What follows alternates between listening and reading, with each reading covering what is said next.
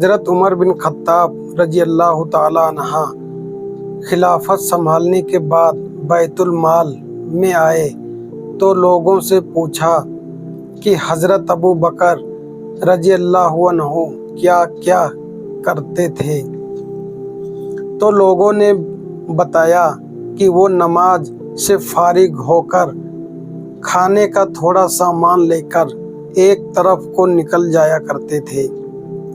آپ نے پوچھا کہ کہاں جاتے تھے؟ لوگوں نے بتایا کہ یہ نہیں پتا، بس اسی طرف کو نکل جاتے تھے۔ آپ رضی اللہ عنہ نے کھانے کا سامان لیا اور اس طرح کو نکل گئے، لوگوں سے پوچھتے ہوئے کہ حضرت ابو بکر رضی اللہ کس جگہ جاتے تھے۔ پتہ چلتے چلتے ایک جھوپڑی تک پہنچ گئے۔ وہاں جا کر دیکھا کہ ایک بوڑھا آدمی دونوں آنکھوں سے اندھا ہے، وہ اس کے منہ پر پھلکیں باندھی ہوئی ہیں۔ اس نے جب کسی کی آنے کی آواز سنی تو بڑا غصہ ہوا اور بولا کہ پچھلے 3 دن سے کہاں چلے گئے تھے تم؟ آپ خاموش رہے اور اس کو کھانا کھلانا شروع کر دیا تو اس نے غصے سے کہا کہ کیا بات ہے، ایک تو 3 دن بعد آئے ہو اور کھانا کھلانے کا طریقہ بھی بھول گئے ہو۔ آپ رضی اللہ نے جب یہ سنا تو رونے لگے اور اسے بتایا کہ میں عمر ہوں اور وہ جو آپ کو کھانا کھلاتے تھے وہ مسلمانوں کے خلیفہ ابو بکر صدیق تھے اور وہ وفات پا چکے ہیں۔ جب اس بوڑھے نے یہ بات سنی تو کھڑا ہو گیا اور کہنے لگا، اے عمر، مجھے کلمہ پڑھا کر مسلمان کر دے۔ پچھلے 2 سال سے وہ آدمی روز میرے پاس آتا اور کھانا کھلاتا، ایک دن بھی اس نے مجھے نہیں بتایا کہ میں کون ہوں۔ پیارے دوستو، تو یہ ہے اسلام کی خاصیت۔ ایک بوڑھا آدمی لاٹھی کے سہارے نبی کریم صلی اللہ علیہ وسلم کے پاس آیا اور اس نے کہا، اے اللہ کے رسول، میں نے بہت سے لوگوں کو دھوکہ دیا ہے، امانت میں خیانت کی ہے اور بہت سی برائیاں کی ہے، کیا مجھے قیامت کے دن بخش دیا جائے گا؟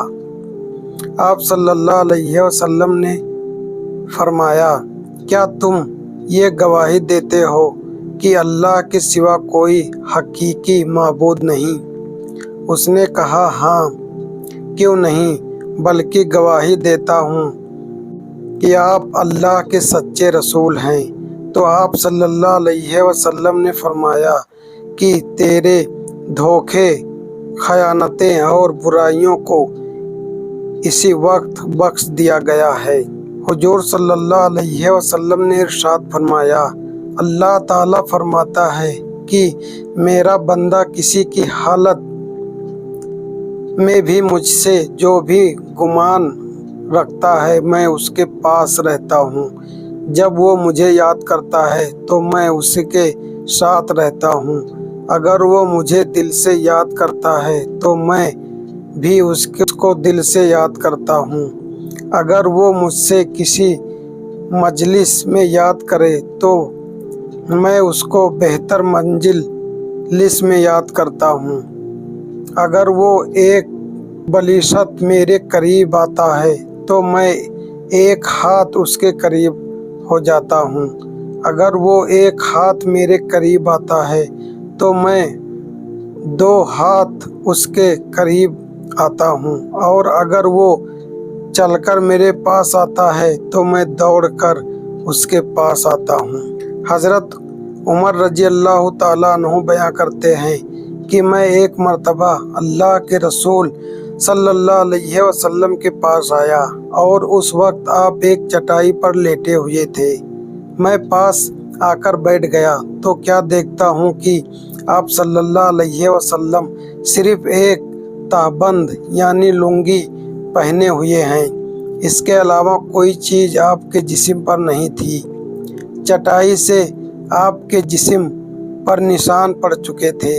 میں نے دیکھا کہ گھر کے ایک طرف تھوڑا سا جو رکھا تھا اور ایک کونے میں ببول کے پتے تھے اور ایک مشکیزہ پانی کا لٹکا ہوا۔ یہ دیکھ کر میری آنکھوں میں آنسو آ گئے تو اللہ کے رسول نے مجھ سے پوچھا کہ اے خطاب کے بیٹے، تم کیوں رو رہے ہو؟